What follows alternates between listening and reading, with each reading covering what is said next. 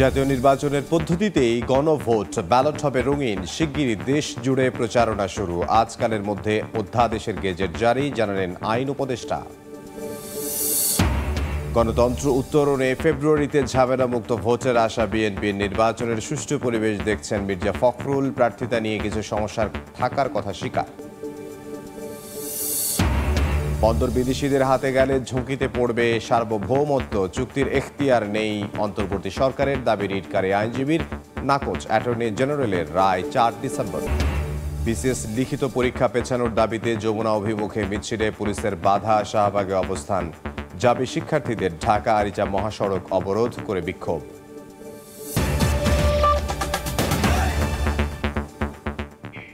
বাংলার সময়ের সঙ্গে আছে আমি ইমদাদুল হক। জাতীয় নির্বাচনের পদ্ধতিতেই হবে গণভোট, ব্যালট হবে রঙিন। শিগগিরই দেশ জুড়ে শুরু হবে প্রচারণাও। আজকালের মধ্যে জারি করা হবে অধ্যাদেশের গেজেট। বিকেলে ফরেন সার্ভিস একাডেমিতে সংবাদ সম্মেলনে আইন উপদেষ্টা আসিফ নজরুল জানান, জুলাই সনদ বাস্তবায়নে সম্মত ৩০টির বেশি রাজনৈতিক দল। সই না করলেও সম্মতি আছে এনসিপির। এ সময় ইসি সচিব আখতার আহমেদ জানান, ৫ ডিসেম্বরের মধ্যে তৈরি হয়ে যাবে ভোটার তালিকা। ১৭ অক্টোবর সংসদ ভবনের দক্ষিণ প্লাজায় আয়োজিত অনুষ্ঠানে রাজনৈতিক দলগুলো ও প্রধান উপদেষ্টা ডক্টর মোহাম্মদ ইউনূস স্বাক্ষর করেন বহুল প্রত্যাশিত জুলাই জাতীয় সনদে। এরপর থেকে এর বাস্তবায়ন প্রক্রিয়া নিয়ে শুরু হয় আলোচনা সমালোচনা। গণভোটের মাধ্যমে জুলাই জাতীয় সনদের আইনি ভিত্তির ব্যাপারে একমত হয় দলগুলো। তবে সংবিধানে গণভোট না থাকায় দেখা দেয় জটিলতা নিরসনে গণভোট অধ্যাদেশ জারির সিদ্ধান্ত নেয় সরকার। এর ধারাবাহিকতায় মঙ্গলবার সকালে তেজগাঁওয়ে প্রধান উপদেষ্টার কার্যালয়ে উপদেষ্টা পরিষদে তা পাশ হয়। ডক্টর মোহাম্মদ ইউনূসের সভাপতিত্বে ওই বৈঠকে গণভোটের বাস্তবায়ন প্রক্রিয়া নিয়েও সিদ্ধান্ত নেওয়া হয়।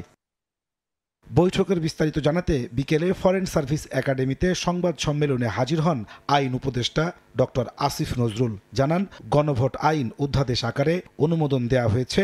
এ সপ্তাহেই দেয়া হবে প্রজ্ঞাপন। গণভোটটা হবে, সেই গণভোটটা কিভাবে গ্রহণ করা হবে এই প্রক্রিয়াটা ডিটেইল আউট করার জন্য আমরা গণভোট অধ্যাদেশ প্রণয়ন করেছি। এই অধ্যাদেশটা আজকে মন্ত্রী পরিষদের সভায় চূড়ান্তভাবে অনুমোদিত হয়েছে।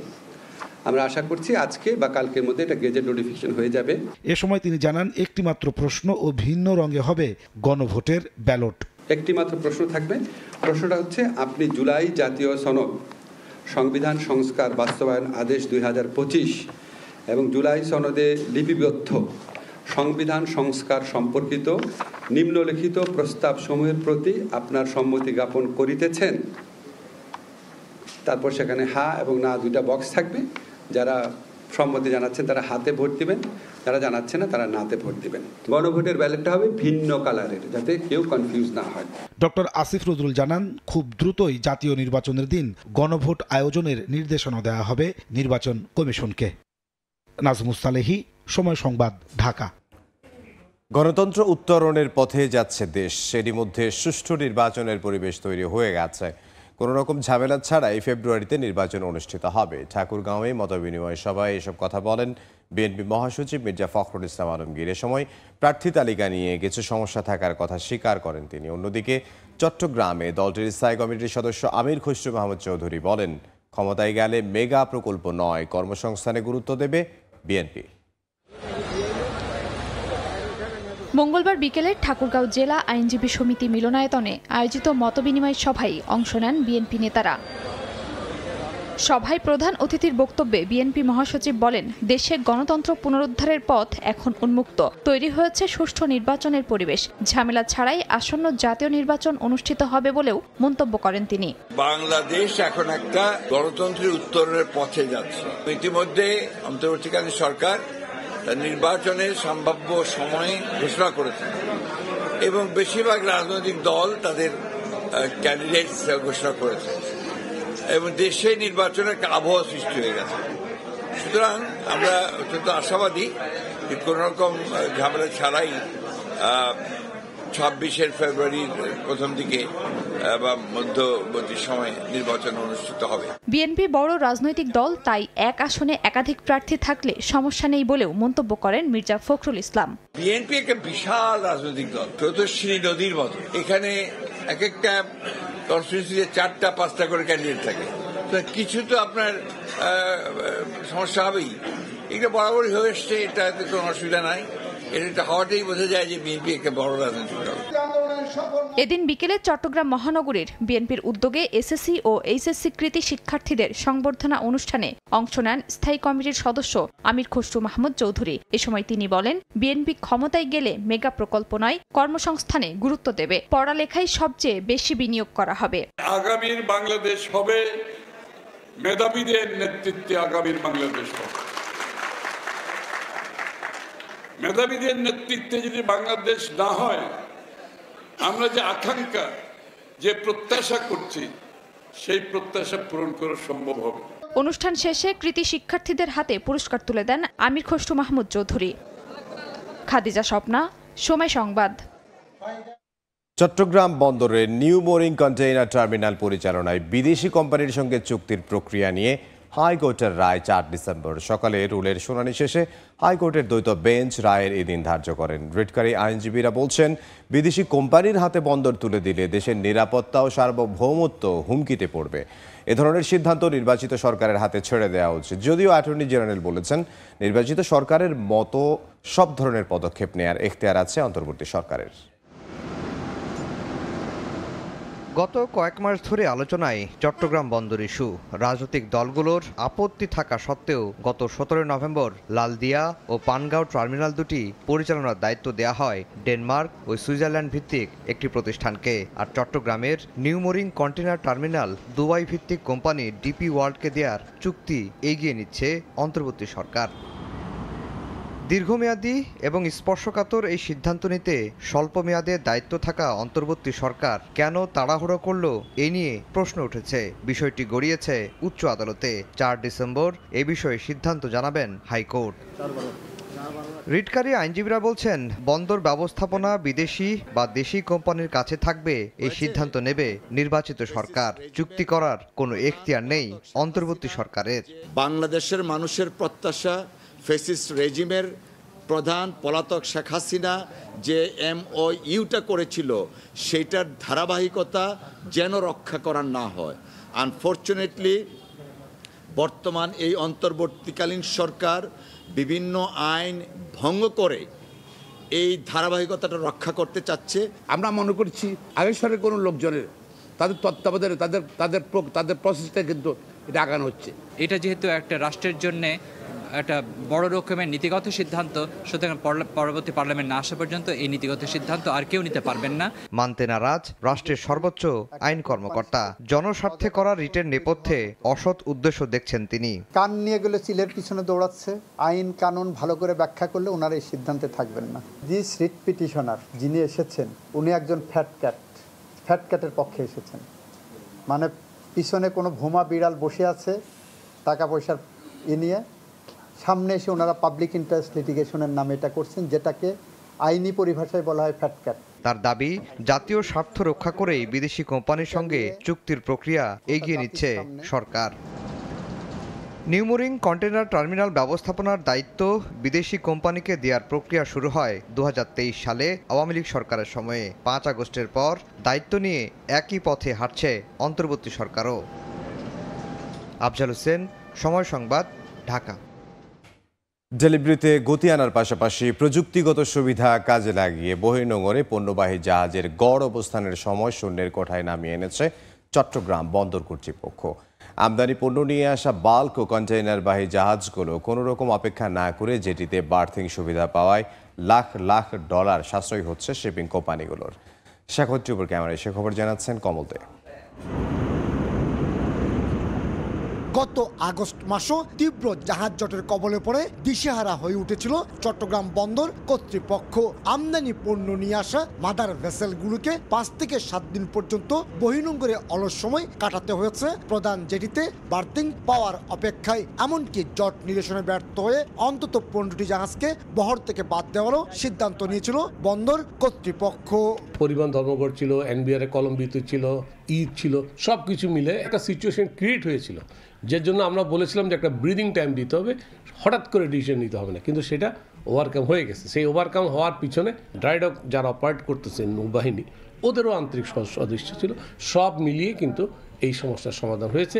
তবে বন্দর কেন্দ্রিক রাজনৈতিক স্থিরতা ফিরতে শুরু করলে সেপ্টেম্বর থেকে জাহাজ জটের পরিস্থিতিও ক্রমশ বদলাতে শুরু করে। গত আড়াই মাসে পণ্য নিয়ে আসা কোনো জাহাজকেই বহির্নোঙরে অপেক্ষা করতে হয়নি। দিনের প্রতি জোয়ারেই বহির্নোঙর থেকে সরাসরি জাহাজ চলে আসছে প্রধান জেটিতে। অক্টোবরে আমরা 18 দিনে নিয়ে এসেছি, আউটার অ্যাঙ্করেজে কোনো কন্টেনার জাহাজকে ওয়েটিংয়ে থাকতে হয়নি, এবং নভেম্বরে আমরা প্রায় 19 দিন নিয়ে এসেছি। আমরা এটা সম্ভব করতে পেরেছি সামগ্রিকভাবে বেশ কিছু ট্যাকটিক্স ইউজ করার জন্য, বেশ কিছু টেকনিক ইউজ করার জন্য। অথচ বহির্নোঙরে বার্থিং অবস্থানের জন্য প্রতিদিন 15 থেকে 20,000 মার্কিন ডলার ড্যামারেজ গুনতে হতো প্রতিটি জাহাজকে।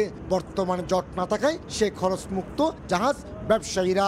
একটা জাহাজ আগে যেভাবে 5 থেকে 6 দিন পর্যন্ত ওয়েটিং থাকতে হতো, তাহলে এটা বিশাল অঙ্কের টাকা যেত, প্রত্যেক শিপিং এজেন্টরা এই ক্ষতিটা গুনতে হতো। এখন সেটা হচ্ছে না, এখন জাহাজ আসার সাথে সাথে সেই জাহাজটা বার্দিং পাচ্ছে। অবশ্য জুলাই থেকে অক্টোবর গত 4 মাসে গতি ফিরেছে দেশের আমদানি রপ্তানি বাণিজ্যেও। এই সময়ে চট্টগ্রাম বন্দরে যেমন 12 লাখ কন্টেনার এবং 4 কোটি 52 লাখ মেট্রিক টন কার্গো পণ্য হ্যান্ডেলিং হয়েছে, তেমনি পণ্যবাহী জাহাজ এসেছে 1422টি, যা গত বছরের এই সময়ের তুলনায় 11% বেশি। এখন জাহাজের টার্নারাউন্ড টাইম কমে গেছে, যার জন্য জাহাজের সংখ্যা কমে গেছে এবং জাহাজের যেটা আর্থিক আছে এটা অনেক সাশ্রয় হচ্ছে, যার কারণ জাহাজের আপনার দ্রুত গতিতে জাহাজের অপারেশনটা সম্পূর্ণ করা সম্ভব হচ্ছে। বর্তমানে চট্টগ্রাম বন্দরে গড়ে 15টি জাহাজ প্রধান জেটিতে বার্থিং সুবিধা পাচ্ছে। সেই সঙ্গে উঠানামা হচ্ছে আমদানি রপ্তানির 8,000-এর বেশি কন্টেনার, আর 4,000 কন্টেনার ডেলিভারি হয় বন্দর থেকেই। কমল দে, সময় সংবাদ, চট্টগ্রাম। 47তম বিসিএস এর লিখিত পরীক্ষা পেছানোর দাবিতে যমুনা অভিমুখে পরীক্ষার্থীদের পদযাত্রা পুলিশের বাধার মুখে পড়েছে। দুপুরে পদযাত্রাটি শহীদ মিনার থেকে টিএসসি হয়ে শাহবাগ এলে পুলিশের বাধার মুখে পড়ে। শাহবাগ থানার সামনে পুলিশ ব্যারিকেড দিয়ে আটকে দেয়। পরে থানার সামনেই অবস্থান নেন পরীক্ষার্থীরা। বিকেলে সেখান থেকে যমুনা অভিমুখে যাওয়ার চেষ্টা করলে জল কামান ব্যবহার করে পুলিশ। পরে শাহবাগে অবস্থান নিয়ে বিক্ষোভ করছেন তারা। এদিকে 47তম বিসিএস এর লিখিত পরীক্ষা পেছানোর দাবিতে সাভারে সড়ক অবরোধ করে বিক্ষোভ করেছেন পরীক্ষার্থীরা। দুপুরে ডেইরি গেইট এলাকায় জড়ো হন জাহাঙ্গীরনগর বিশ্ববিদ্যালয়ের শিক্ষার্থীরা। এরপর ঢাকা রিচা মহাসড়ক অবরোধ করে বিক্ষোভ শুরু করেন তারা। এতে মহাসড়কের দুপাশে আটকা পড়ে শত শত যানবাহন। যাত্রীরা পড়েন চরম দুর্ভোগে। পরীক্ষার নতুন সময়সূচি না হওয়া পর্যন্ত আন্দোলন চালিয়ে যাওয়ার ঘোষণা দেন পরীক্ষার্থীরা। বাংলার সময় আরও থাকছে। বিদেশে উন্নত জীবনযাপনের স্বপ্ন দেখিয়ে সমুদ্র পথে অবৈধভাবে মালয়েশিয়া পাচারের চেষ্টা। কক্সবাজারের টেকনাফ থেকে 28 জনকে উদ্ধার করল কোস্টগার্ড। ঝিনাইদহের শৈলকুপায় পানিতে ডুবে এক শিশুর মৃত্যু হয়েছে। সকালে কৃষ্ণপুর গ্রামের ওমান প্রবাসী আলিফ হোসেনের 3 বছরের ছেলে সাইফ হোসেন বাড়ির পাশে খেলতে যায়। এ সময় পাশে থাকা একটি ডোবায় পড়ে যায় সে। কিছুক্ষণ পর তাকে না পেয়ে খোঁজাখুঁজি করেন পরিবারের লোকজন। এক পর্যায়ে ডোবায় ভাসতে দেখে শিশুটিকে। পরে উদ্ধার করে উপজেলা স্বাস্থ্য কমপ্লেক্সে নেয়ার পথে তার মৃত্যু হয়। ভূমিকম্পের উচ্চ ঝুঁকিতে রয়েছে রংপুর অঞ্চল। গত 16 বছরে এই অঞ্চলে ভূকম্পন অনুভূত হয়েছে অন্তত 185 বার। মাটির নিচের সেডিমেন্ট কম হওয়ার পাশাপাশি অপরিকল্পিত নগরায়ন এই ঝুঁকির মাত্রা আরও বাড়িয়েছে। গবেষকরা বলছেন, ঝুঁকিপূর্ণ ভবন অপসারণের পাশাপাশি অবশ্যই ভূমিকম্প সহনশীল অবকাঠামো নির্মাণে গুরুত্ব দিতে হবে। শাকিল মাহমুদের ছবিতে নাজমুল ইসলাম নিশাতের রিপোর্ট। 100 বছরের বেশি পুরনো শহীদ মুসলিম উদ্দিন ছাত্রাবাসটি গেল কয়েক বছর আগে পরিত্যক্ত ঘোষণা করেছে সিটি কর্পোরেশন। তবে অপসারণে উদ্যোগ নেওয়া হয়নি। ভবনগুলো ঘিরে 2টি টিনশেড বিল্ডিংয়ে 40 জন শিক্ষার্থী থাকছেন। জানান, ছোট বড় ভূমিকম্প ছাড়াও যে কোনো সময় এসব ভবন ধসে ঘটতে পারে ভয়াবহ বিপর্যয়। তীব্র মাত্রায় যদি ভূমিকম্প আমাদের ঝরে পড়ে বা ধসে যায়, তাহলে আমাদের যে পাশের যে বিল্ডিংটি রয়েছে সেখানে তো সেম পরিমাণেই ক্ষয়ক্ষতির একটা ঝুঁকি থাকতেছে। এই 2টা ভবন যদি ধসে এই আমাদের থাকার ঘরগুলোতে পড়ে, তাহলে যে কোনো মুহূর্তে দুর্ঘটনা ঘটে যেতে পারে। ঝুঁকিপূর্ণ যেগুলো ভবন যেগুলো আমাদের এখানে আছে, এগুলো যদি ভেঙে হয়, হ্যাঁ, তাহলে মোটামুটি আমরা নিজেদের একটু সেফ মনে করবো এখানে। রেড জোনের তালিকায় রংপুর থাকলেও সুরক্ষায় দীর্ঘ সময়ে নেওয়া হয়নি কার্যকর উদ্যোগ। এখনও অর্ধশতাধিক পরিত্যক্ত ভবন সাময়িক সংস্কার করে চলছে সরকারি কার্যক্রম। অন্যদিকে অপরিকল্পিত নগরায়ন ও বিল্ডিং কোড না মেনে ভবন নির্মাণে বাড়ছে ক্ষয়ক্ষতির ঝুঁকি। তবে সিটি কর্তৃপক্ষের দাবি মাস্টার প্ল্যান না থাকায় পরিকল্পিত উন্নয়ন সম্ভব হচ্ছে না। গেজেট না হওয়ার কারণে আমরা সেই গাইডলাইন অনুযায়ী বর্তমানে আমরা উন্নয়ন কাজ করতে পারতেছি না, যার কারণে রংপুর অপরিকল্পিতভাবে উন্নয়ন হচ্ছে এবং ট্র্যাডিশনাল ডেভেলপমেন্ট হচ্ছে, যার কারণে পরিকল্পিত উন্নয়ন রংপুরে সম্ভব হচ্ছে না। বিশেষজ্ঞদের মতে ভূমিকম্প সহনশীল ভবন নির্মাণের পাশাপাশি ঝুঁকিপূর্ণ ভবন অপসারণে উদ্যোগ না নিলে ক্ষতির সংখ্যা বাড়তেই থাকবে। আমরা যদি ভালোভাবে প্রিপারেশন নিতে পারি, আমরা যদি বিল্ডিংগুলো কোড মেনে তৈরি করতে পারি বা ব্রিজগুলো কোড মেনে তৈরি করতে পারি, তাহলে ভূমিকম্পের ক্ষয়ক্ষতি থেকে বাঁচা সম্ভব। আবহাওয়া অফিসের তথ্য মতে 2009 সালের আগস্ট থেকে 2025 সালের 21 নভেম্বর পর্যন্ত এই অঞ্চলে 185 বার ভূকম্প অনুভূত হয়েছে। উৎপত্তি স্থল রংপুর অঞ্চলে না হওয়ায় বড় ক্ষয়ক্ষতি হয়নি, তবে সাম্প্রতিক সময়ে দেশেই ভূকম্পের উৎপত্তি স্থল হওয়ায় আতঙ্ক বাড়ছে। নাজমুল ইসলাম নিশাত, সময় সংবাদ, রংপুর। রাজধানীর কড়াইল বস্তিতে ভয়াবহ আগুন লেগেছে। বিকেল 5:22 আগুন লাগার খবর পায় ফায়ার সার্ভিস। প্রথমে ফায়ার সার্ভিসের 7টি ইউনিট আগুন নেভানোর কাজে যোগ দেয়। পর্যায়ক্রমে ইউনিট সংখ্যা বাড়িয়ে 11টি ইউনিট আগুন নেভানোর কাজে যোগ দেয়। গুলশান ও বনানী লাগোয়া প্রায় 90 একর জায়গার ওপর 10,000 ঘর রয়েছে এই বস্তিতে। চলতি বছর 21শে ফেব্রুয়ারি মধ্যরাতে ওই বস্তিতে লাগা আগুনে পড়ে যায় অন্তত ডজন খানেক ঘর। গেল বছরের 24 মার্চ ও 18 ডিসেম্বরেও আগুনে পড়ে কড়াইল বস্তি। নীলফামারীর সৈয়দপুর সেনানিবাসে ইএমই সেন্টার অ্যান্ড স্কুলে ইএমই কোরের বাৎসরিক অধিনায়ক সম্মেলন অনুষ্ঠিত হয়েছে। এতে প্রধান অতিথি ছিলেন সেনাবাহিনী প্রধান জেনারেল ওয়াকারুজ্জামান। এ সময় তিনি ইএমই কোরের ইউনিটসমূহের অধিনায়ক এবং অন্যান্য কর্মকর্তাদের উদ্দেশ্যে বাংলাদেশ সেনাবাহিনীর উন্নয়ন গল্পে বিভিন্ন দিক নির্দেশনা প্রদান করেন। আধুনিক ও যুগোপযোগী প্রশিক্ষণের মাধ্যমে সক্ষমতা অর্জন করে একবিংশ শতাব্দীর চ্যালেঞ্জ মোকাবিলায় প্রস্তুত থাকার জন্য ইএমই কোরের সদস্যদের আহ্বান জানান। সমুদ্রপথে অবৈধভাবে মালয়েশিয়ায় পাচারের সময় কক্সবাজারের টেকনাফ থেকে 28 জনকে উদ্ধার করা হয়েছে। কোস্টগার্ড জানায়, সমুদ্রপথে অবৈধভাবে মালয়েশিয়া পাচারের উদ্দেশ্যে নারী, পুরুষ ও শিশুসহ বিপুল সংখ্যক লোকজন টেকনাফের বাহার ছড়ার কচ্ছপিয়া ঘাট এলাকায় অবস্থান করছিল। খবর পেয়ে ভোরে কোস্টগার্ড ও পুলিশের দুটি দল ঘটনাস্থলে পৌঁছায়। এ সময় পাচারকারীরা পালিয়ে গেলেও সৈকতে জড়ো করা 28 জনকে উদ্ধার করা হয়। জিজ্ঞাসাবাদে তারা জানায়, পাচারকারী চক্র বিদেশে উন্নত জীবনযাপনের স্বপ্ন এবং অল্প খরচে বিদেশ যাত্রার প্রলোভন দেখিয়ে টেকনাফ সহ দেশের বিভিন্ন এলাকা থেকে বাংলাদেশি ও রোহিঙ্গা নাগরিকদের মালয়েশিয়ায় সমুদ্রপথে পাচারের পরিকল্পনা করছিল। গাজীপুরের কোনাবাড়িতে একটি তৈরি পোশাক কারখানা হঠাৎ বন্ধ করে দেওয়ার প্রতিবাদে সড়ক অবরোধ করে বিক্ষোভ করেছেন শ্রমিকরা। সোমবার রাতে কারখানার মূল ফটকে বন্ধের নোটিশ ঝুলিয়ে দেয় কর্তৃপক্ষ। এর প্রতিবাদে শ্রমিকরা সকালে কারখানার গেট বন্ধ দেখে উত্তেজিত হয়ে মিতালি ক্লাব থেকে কোনাবাড়ি নতুন বাজার রোড বন্ধ করে দেন এবং বিক্ষোভ শুরু করেন। কারখানার সহকারী মহাব্যবস্থাপক স্বাক্ষরিত নোটিশে বলা হয়, সোমবার কারখানার শ্রমিকরা অযৌক্তিক দাবি উত্থাপন করে সংঘবদ্ধ হয়ে উৎপাদন কার্যক্রম বন্ধ ও বিশৃঙ্খলা সৃষ্টি করে। এতে কারখানার অভ্যন্তরে আইন শৃঙ্খলার চরম অবনতি ঘটে। চুয়াডাঙ্গায় শ্রমিক ইউনিয়ন নির্বাচনের দাবিতে কর্মসূচি ঘিরে দুপক্ষের সংঘর্ষ হয়েছে। এতে আহত হন অন্তত 10 জন। সকালে দর্শনায় কেরো অ্যান্ড কোম্পানি শ্রমিক ইউনিয়ন নির্বাচনের দাবিতে সাবেক সভাপতি তৈয়ব আলী ও সাবেক সাধারণ সম্পাদক মনিরুল ইসলাম প্রিন্সের সমর্থকরা কারখানার গেইটের সামনে অবস্থান নেন। এ সময় তাদের উপর সাবেক সভাপতি সবুজের সমর্থকরা অতর্কিত হামলা চালায়। এক পর্যায়ে সংঘর্ষে জড়িয়ে পড়ে উভয় পক্ষ। পরে পুলিশ ও সেনাবাহিনী ঘটনাস্থলে গিয়ে পরিস্থিতি নিয়ন্ত্রণে আনে। বাউল সম্রাট আবুল সরকারের নিঃশর্ত মুক্তির দাবিতে যশোরে মানববন্ধন করা হয়েছে। দুপুরে শহরের গাড়িখানা রোডে মিছিল নিয়ে জড়ো হন সাংস্কৃতিক সংগঠনের নেতাকর্মীরা। এরপর মানববন্ধন কর্মসূচি করা হয়। এ সময় বক্তারা প্রবীণ বাউল শিল্পী আবুল সরকারের নিঃশর্ত মুক্তি দাবি জানান। ধর্ম নিয়ে অবমাননার অভিযোগে গত 20 সেপ্টেম্বর মানিকগঞ্জ থেকে গ্রেফতার হন আবুল সরকার।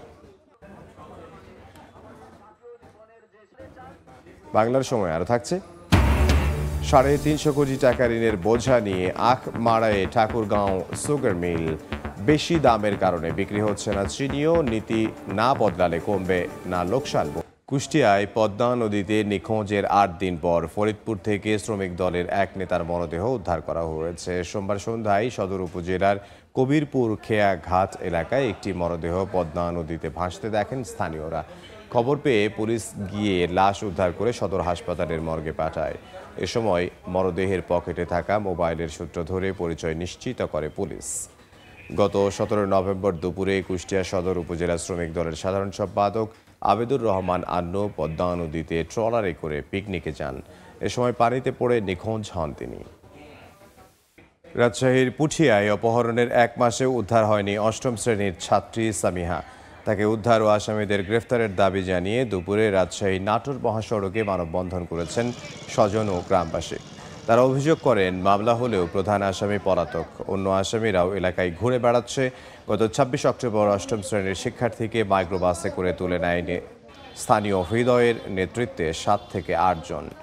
পরদিন শিক্ষার্থীর বাবা বাদী হয়ে 6 জনের নাম উল্লেখ সহ অজ্ঞাত আরও কয়েকজনকে আসামি করে পুঠিয়া থানায় মামলা করেন।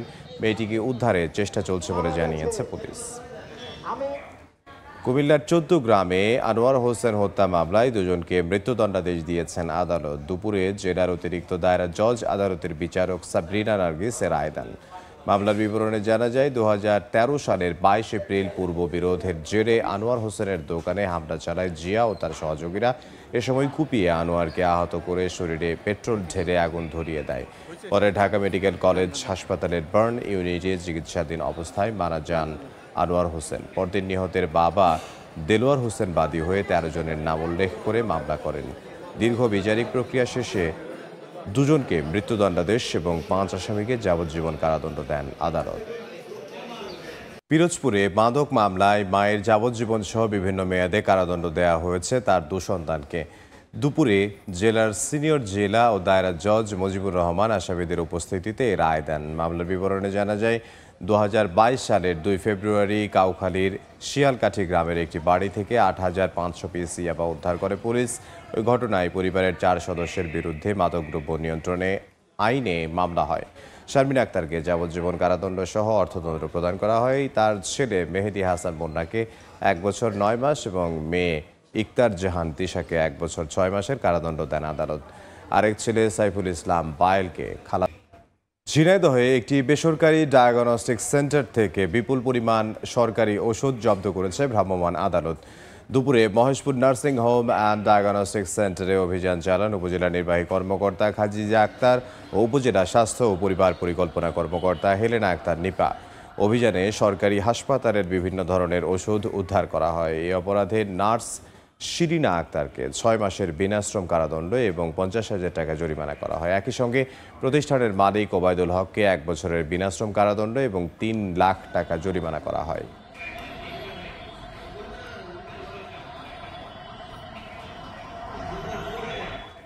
রাজধানীর কড়াইল বস্তিতে ভয়াবহ আগুন লেগেছে। আগুন নিয়ন্ত্রণে কাজ করছে ফায়ার সার্ভিসের 11টি ইউনিট। এই মুহূর্তে সেখানে আছেন সহকর্মী আদনান তুর্য। সরাসরি যাব তার কাছে। এই মুহূর্তে কিন্তু আমি দাঁড়িয়ে আছি কড়াইলের বস্তির বউবাজারের ঠিক সামনে। ঠিক 5:30টার দিকে কিন্তু এই জায়গায় একটি বেশ বড় অগ্নিকাণ্ডের খবর আমাদের কাছে এসেছে। ফায়ার সার্ভিস প্রথমে 60টি ইউনিটের খবর প্রথমে বলা হলো। বর্তমানে এখানে কিন্তু 11টি ইউনিট বর্তমানে এই অগ্নি নির্বাপনের কাজ করছে।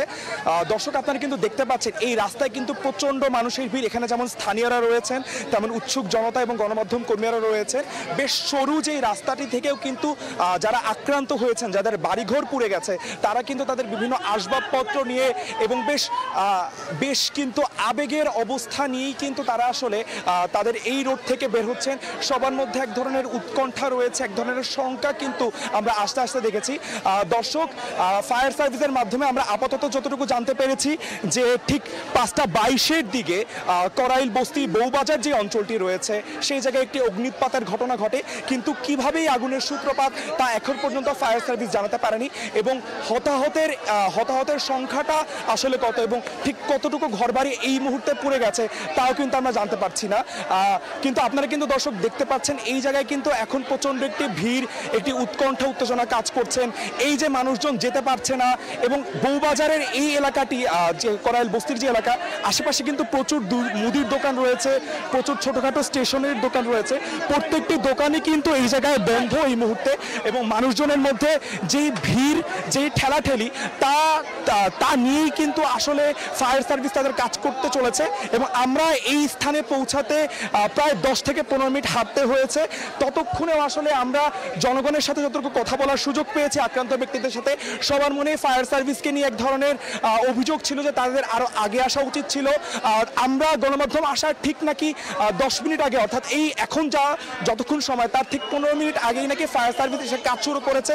তারা আগে আসলে ফায়ার সার্ভিসের কাজ শুরু করা উচিত ছিল বলে আমাদেরকে সকল মানুষজনই জানিয়েছেন। এবং এই জায়গায় যারা রয়েছেন অনেকেই রয়েছেন এখানে স্থানীয় বাসিন্দা, অনেকে রয়েছেন যারা এখানে আসলে তাদের ছোটোখাটো দোকান রয়েছে এই বাজারের মধ্যে, তাদের সেই দোকানের কর্মচারী তারা এমন রয়েছেন। সবাই কিন্তু আসলে এক ধরনের শঙ্কার মধ্যে রয়েছেন। এখনো ঠিক বোঝা যাচ্ছে না কত হচ্ছে। আপনারা দেখতে পাচ্ছেন এলাকার মানুষ কিন্তু সবাইকে সহায়তা করছে, সবাই এক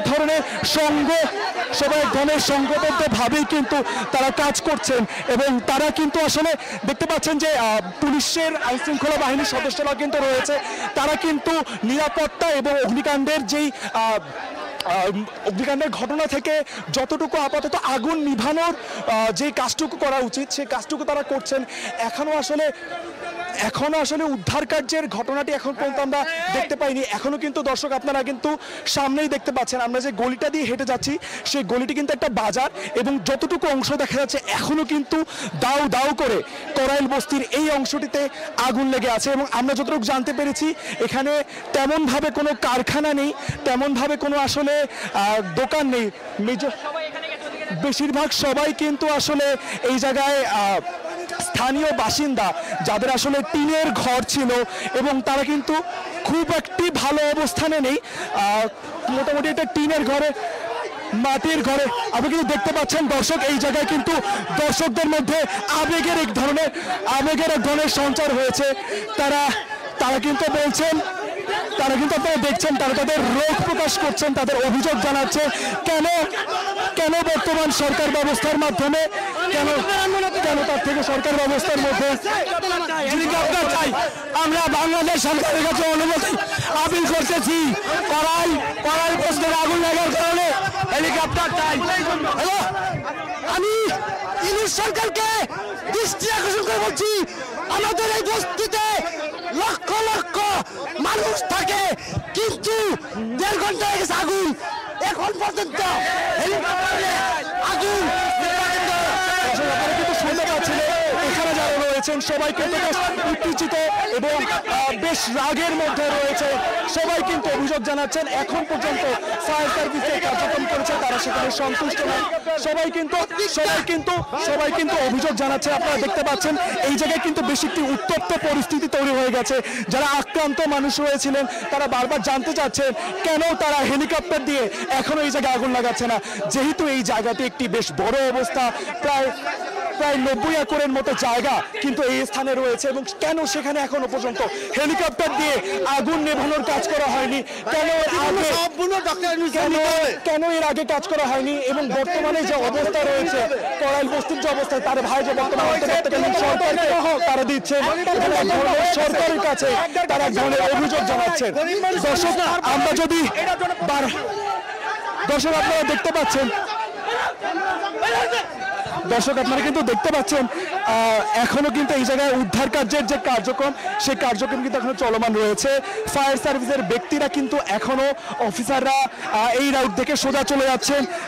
আশেপাশে পানির যেই পাইপটি রয়েছে সেই পাইপ থেকেও কিন্তু পানি বেরিয়ে এই জায়গা বেশ গন্ডগোলের মতো একটা অবস্থান রয়েছে। মানুষজন কিন্তু এখানে দাঁড়াতেও পারছে না। এই জায়গায় আসলে মানুষজন বেশ আবেগী হয়ে গেছেন, তাদের অনেকেরই ঘর বাড়ি পড়ে গেছে, তাদের প্রায় সর্বস্ব শেষ হয়ে যাওয়ার মতো অবস্থা এখানে হয়েছে। সেই জন্যই আসলে মানুষজনের মধ্যে যে রাগের সঞ্চার আমরা দেখতে পাচ্ছি। এবং তারা কিন্তু সবাই বলছেন যে যে উদ্ধার কাজ শুরু করার যে কথাটা, উদ্ধার কার্য শুরু করার যে বিষয়টি, সেই উদ্ধার কার্য কিন্তু আরো আগে শুরু হওয়া উচিত ছিল, সেই নিয়ে কিন্তু তারা ক্রমাগত অভিযোগ জানাচ্ছেন। দর্শক একটু যদি জানিয়ে রাখি, ফেব্রুয়ারি মাসে এই বছরের ফেব্রুয়ারি মাসেও কিন্তু জি দর্শক আপনারা কিন্তু জানেন যে 2024 সালে আর এই বছরে ফেব্রুয়ারি মাসেও কিন্তু করাইল বস্তিতে আগুন লেগেছিল এবং প্রায় সেই জায়গাও কিন্তু প্রায় 80টির মতো ঘর পড়ে গেছে এবং সেই সময় কিন্তু ফায়ার সার্ভিসের যে মানুষজনরা রয়েছে তারাও কিন্তু সময় বলেছিল এই রাস্তা অনেক সরু গলি। দর্শক আমরা একটু পরে আপনাদেরকে আর একটু ভালো দৃশ্য দেখানোর জন্য একটি ছাদে উঠতে চাচ্ছি। প্রায় চারতলা একটি বিল্ডিং রয়েছে। আমরা একটু পরেই আপনাদেরকে হয়তো অগ্নিকাণ্ডের উদ্ধার কার্যটি একটু ভালো মতো দেখাতে পারবো। দর্শকরা বলছিলাম এই বছরের ফেব্রুয়ারি মাসে কিন্তু আরও একটি অগ্নিকাণ্ডের ঘটনাই করাইল বস্তিতে হয়েছিল, সেখানেও কিন্তু বেশ ঘরবাড়ি পড়ে গেছে এবং তখনও এই উদ্ধার কার্য নিয়ে কিন্তু বেশ সমস্যা পোহাতে হয়েছিল ফায়ার সার্ভিসদের এবং এলাকাবাসীদের। তখনও কিন্তু তারা আসলে অভিযোগ জানাচ্ছিলেন যে কেন এই মুহূর্তেও তাদের জায়গা কেন এখনো পরিষ্কার করা হয়নি। দর্শক আমরা কিন্তু দেখতে পাচ্ছেন করাইল বস্তিতে ভয়াবহ আগুন লেগেছে, লেলিহান শিখা আমরা দেখতে পাচ্ছিলাম। আমাদের সহকর্মী আদনান তুর্য সে বিষয়ে আমাদেরকে জানাচ্ছিলেন। ফায়ার সার্ভিসের 11টি ইউনিট সেখানে কিন্তু কাজ করছে। করাইল বস্তিতে আগুনের বিস্তারিত জানতে ভিজিট করুন সময় টিভির ফেসবুক পেজে। এই ছিল বাংলার সময়ে। এরপর সন্ধ্যার সময় নিয়ে থাকছি আমি ইমদাদুল হক।